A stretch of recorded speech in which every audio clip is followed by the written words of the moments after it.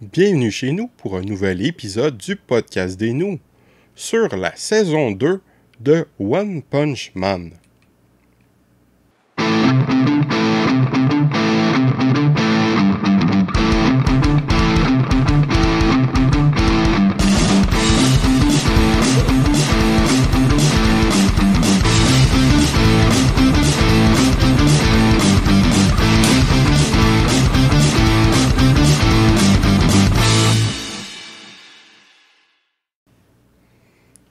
Oui, j'ai vu la seconde saison de One Punch Man après tout le monde, mais j'ai envie d'en parler. Je vais me pencher un peu sur ce qui l'a précédé.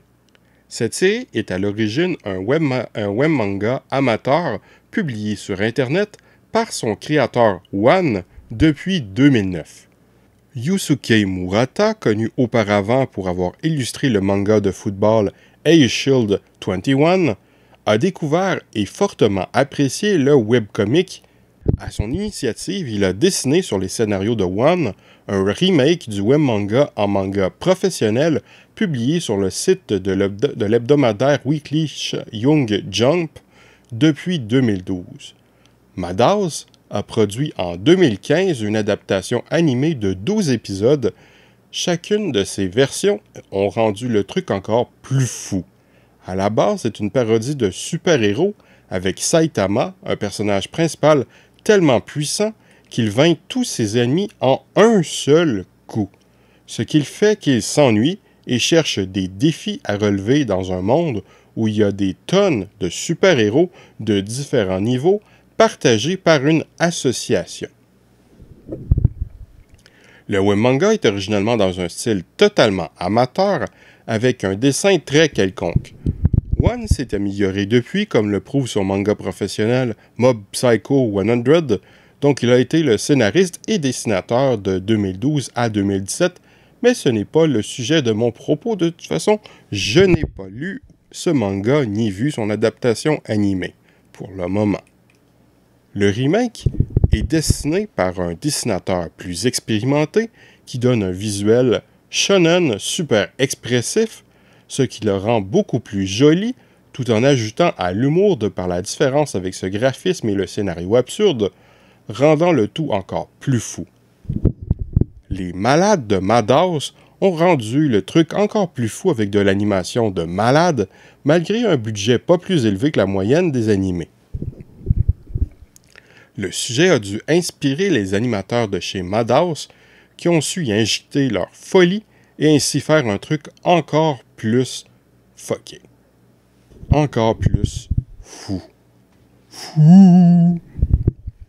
La seconde saison, sortie en 2019, avec un nombre d'épisodes comparable, 13 épisodes, a cette fois-ci été animée par JC Staff. Sans être nécessairement une mocheté atroce à regarder, la seconde saison n'a pas du tout le niveau de la première. Mais ça reste néanmoins une adaptation décente de la portion qu'elle adapte du manga. Elle ne préserve juste pas la tradition d'ajouter encore plus de folie par rapport aux itérations précédentes.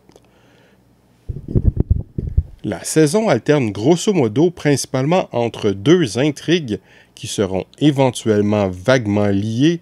D'un côté, il y a un mec expert en arts martiaux qui se décrit lui-même comme un monstre et envoie à l'hôpital les super-héros les uns après les autres, tandis qu'une armée de monstres ont décidé de se constituer eux-mêmes en association, comme les héros, dans l'intention de mettre à exécution un plan.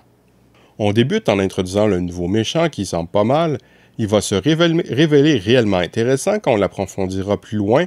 Pendant une bonne partie de la saison, différents personnages essaient de combattre l'armée des monstres, tandis que Saitama participe à un tournoi d'arts martiaux sous une fausse identité afin de comprendre ce en quoi consistent les arts martiaux pour se préparer contre le monstre autoproclamé. Cela permet de se concentrer sur les personnages secondaires plutôt que Saitama.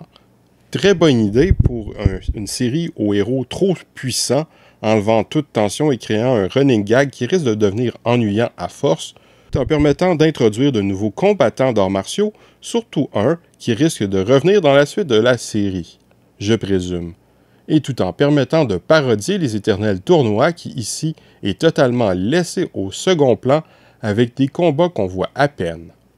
Et puis l'intrigue de l'association des monstres va venir s'y glisser. On s'attarde un peu sur l'intrigue de l'association des monstres pour temporairement passer à complètement autre chose pour la majorité des épisodes restants de la saison. On revient sur le méchant qui bat les héros. Après avoir été solidement blessé accidentellement, ce dernier devra combattre plusieurs héros. On en profite pour plus fouiller le personnage et créer une situation assez forte. Comme un peu plus tôt dans la saison, on aurait cru que la saison se serait attardée sur l'intrigue de l'association des monstres. On s'attend ici que la saison se terminera par l'affrontement entre le nouveau méchant et Saitama. Eh bien non. C'est l'intrigue de l'association des monstres qui revient en force à la toute fin avec un monstre pas vraiment intéressant qu'on avait déjà un peu vu plus tôt dans la saison. Le dernier épisode se termine donc par un affrontement pas du tout intéressant contre ce monstre, qui se terminera de la manière la plus prévisible qui soit et n'aboutissant pas à grand-chose pour aucune des deux intrigues de la saison, mais le final laisse tout de même présager des dénouements intéressants dans la suite de la série. Précipitons-nous sur le manga pour lire la suite ou attendons l'inévitable 3e saison.